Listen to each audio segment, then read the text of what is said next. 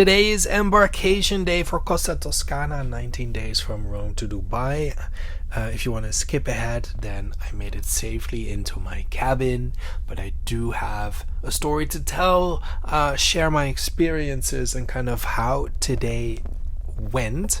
A lot of things went right, a lot of things went wrong, just very, very interesting.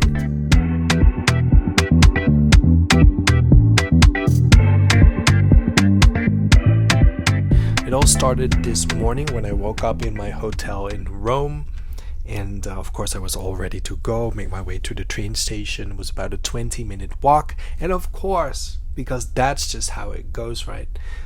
The idea that the moment I want to leave my hotel with my suitcase, it just starts pouring down. Then I think, okay, I have no choice, I'll take an Uber, but with the whole surcharge pricing, it was just out of control, the price for like literally a 3-minute ride. And then I got on the train from Rome to Civitavecchia, and yes, I am very proud to be able to pronounce that. It's one of the hardest names to pronounce. And then I took the high-speed train there, and then when I got off the train in Civitavecchia, which is the city, the port of where I'm embarking and starting my cruise, for some reason I was expecting hundreds and hundreds of people to get off with me on this train, because I'm expecting hundreds, if not thousands of people to join me on this cruise. And then here I stand on the platform and there's like 3 other people, and I'm just like, really? I'm very confused. And then when you get out of the station, there is a shuttle bus that costs €6 that takes you from the train station in Civitavecchia all the way to the ship. And no timetable, no idea like how long we have to wait. So, and all these people that walk by, they have no idea. So it took around half an hour before the bus finally came. And then, to be fair, it did kind of fill up in terms of, first it was me, then it was another person. I think ultimately there were like 6 people.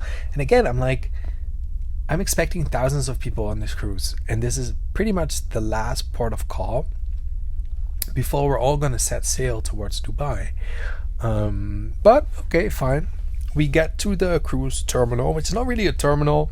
It's also not a tent, but it kind of gives me tent vibes, if you know what I mean. Very like, you know, they can do a little bit of a better job to make it a little bit more nice, considering how popular it is. And no problems handing over my suitcases. And here's my thing. I did the online check-in on the Costa website. And if you are familiar with Costa just a little bit, you probably know that Costa in IT and all these things, it's not really the best, right? So I end up not arriving with my check-in documents because the system literally didn't generate anything, and the security guard is absolutely refusing to let me into the check-in area, and he forces me to sign into the My Costa. Well, first he forces me to show the app. He does. So I'm like, look, I have a cabin, I just dropped off my suitcase. He's like, no, you cannot enter. Then I log into My Costa and I show him, right? I'm like, look, you can see I did the online check-in. If I now press on generate documents, there's just an error message. Nothing happens. And he literally looked at me and he was like, it's not my problem. He's like, if you don't have a check-in document, you're not able to check in terms of entering this building. So I had to get really upset. And then somebody from Costa came. And of course, if you are unable to print your things, it is more than fine. I guess the security guard just wanted to do a little bit of a power play. So the check-in went quite fast. I think ultimately there were around 100 people in front of me. So I was like, where do all these people come from if they're not on the shuttle bus? But somehow they all magically appeared. And Costa does keep your passport because this is a very, very hyper international sailing with bunch of countries, bunch of passport controls and checks, I'm assuming. So they keep your passport and you get it back when you come back in Dubai. And I was cleared to go on board, and of course the first thing I do is I make my way to the ship. Now luckily I've been on board Costa Toscana before, so I kind of knew my way around. I instantly go to my room, which is an inside cabin, And I sit down and I think, okay, do I want to be here, or am I going to call and see if we can upgrade? Because if you listen to the first episode, you know that I tried to upgrade before and Costa said no. But I saw on Facebook that Costa does offer, if available of course, onboard upgrades. So I called the reception, and I'm on an inside cabin, and ultimately the offer that I got was to upgrade from an inside cabin to like an ocean view, basically a room with a window. It would have been 200 euros, and to upgrade to a balcony around 600 euros. And to be fair, considering this is a 20-day, it's almost like a 3-week sailing, the prices are not bad. Like, it's actually, I would almost say, a really, really good deal. And I almost said yes. I'm not gonna lie. Sorry.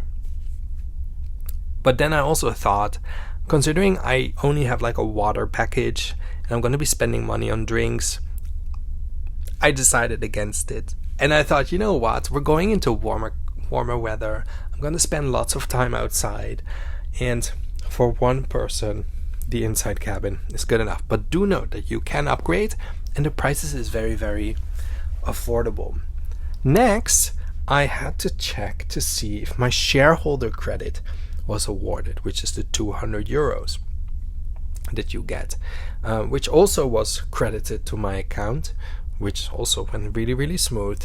And after that, I wanted to do the safety training, the mandatory safety drill. And this is where it becomes very interesting with Costa, I'm not gonna lie. So this is my opinion, right, and my experience. It's the idea that Costa purposefully turned off the digital safety drill in the app.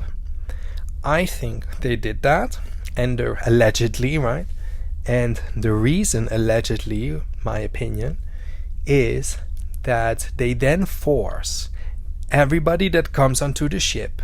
Basically, everybody is going to be on board for 3 weeks. I go there with my actual life jacket to like what I'm thinking is the in-person safety drill, but in reality, it was like a timeshare pitch presentation. Before we even got to safety, which was less than 1 minute of the hour-long presentation, we talked about the deals on the restaurants, the deals in the spa, why you should join the loyalty program, and how you can get a free pizza. It was really, really crazy.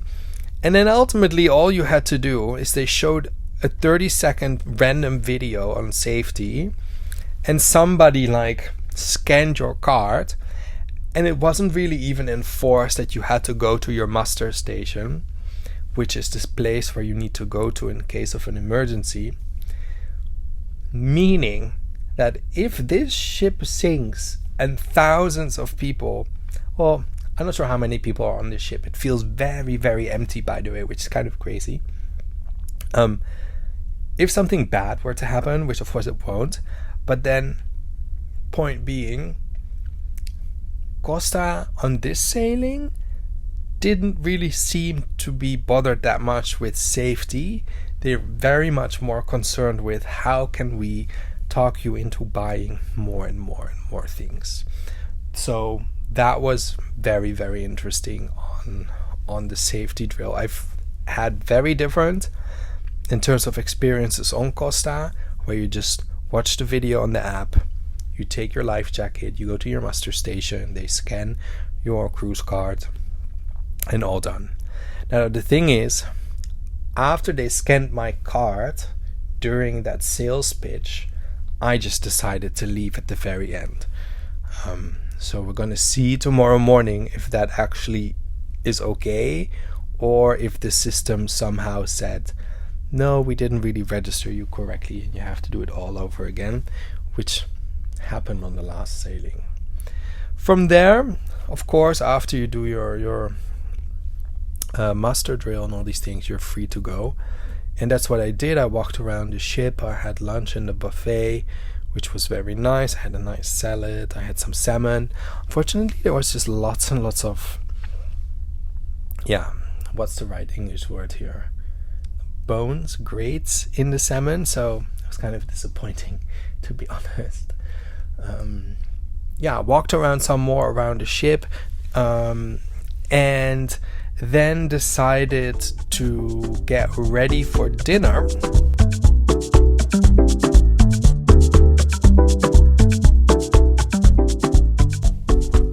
The disappointing thing is that I was not assigned the dinner restaurant that I wanted to, that was my preference.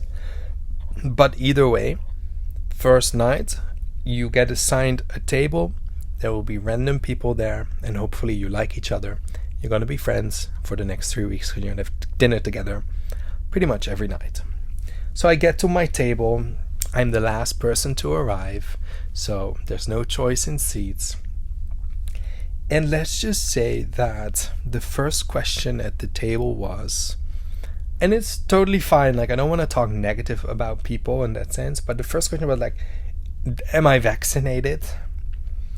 And the whole conversation was just so weird, and I just did not connect with the people at my table. It was a very mixed demographic. There were people that were retired. There were people that are in their 40s. I was definitely the youngest person at the table. I am not in my 40s. I am in my 30s. And then halfway through dinner service, the guy that was sitting on the right-hand side next to me, he just got up with a full plate of food, and he just says, "I'm leaving, guys," and just left. And then I was like thinking to myself, I can understand, because this is just the most random bunch of people who all, like, collectively, we have nothing in common with each other. This is just a hard mess. But that's just the first night, which is fine. And then it means that tomorrow morning I will call, and I'm going to be reseated, or I want to be reseated on another table and meet some more new people, right? And if it means that we have to be reseated, well, not every day, right? You want to have a connection with people, and of course, you cannot be friends with everybody. Different people come from different walks of life with different opinions about different things. That's all great. But this was just not a success, guys. It really, really wasn't. And dinner itself, very good. The consensus also on this dinner conversation, again, was the consensus that Costa is crap. We're only here because it's so affordable and so cheap. Everything is going downhill with Costa, but again, it's so cheap that we're still gonna complain about everything. But yeah, it's so cheap, so that's why we're here. And I'm just sitting here thinking, like, I don't understand, because yes, Costa is very affordable, especially compared to other cruise lines. The food that we're getting tonight is a great 4-course a la carte meal. If you're still hungry or you don't like it, there's also the buffet restaurants where you can go to and get more food. This is a brand new ship. The cabin looks really beautiful. There's a lot of entertainment going on. The prices on board the ship is very reasonable. Like, I don't get why people bash Costa. Yeah, it's an Italian cruise line. The language is predominantly Italian. So there's, from what I'm hearing around me, of course there's Italian, lots and lots and lots of Germans and Dutch people. Those are the 3 demographics that I'm hearing. In terms of what I'm seeing, a lot of retired people and 1 or 2 families with very young children, and also I would almost say lots of students. You know what I mean? Because you think about who can go on a 3-week sailing. It has to be retired people or students. So it's a nice mixture of people, right? So this whole Costa bashing, I don't get.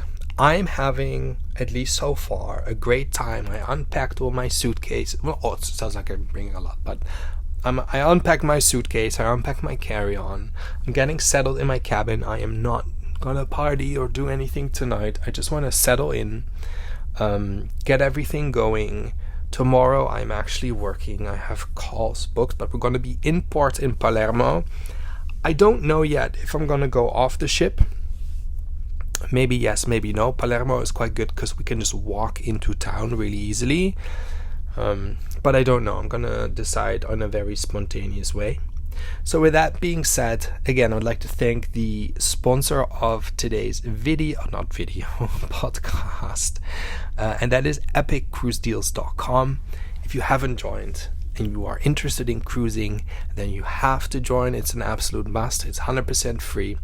epiccruisedeals.com is a platform where cruise fans like you and me, they scan the internet all day long looking for the very best cruise deal on the cruise line's websites, so not on random shady third parties. And every time they find a deal that makes them go, oh my god, this is an epic cruise deal, you get an email to make sure that you know exactly what to book, when to book, and how to book. It's 100% free, no strings attached. It's just an email sharing amazing cruise line deals, and you're going to love it. So epiccruisedeals.com. With that being said, guys, I wish you all an amazing day. If you haven't subscribed, please do. And I will see you in the next episode. We are going to be in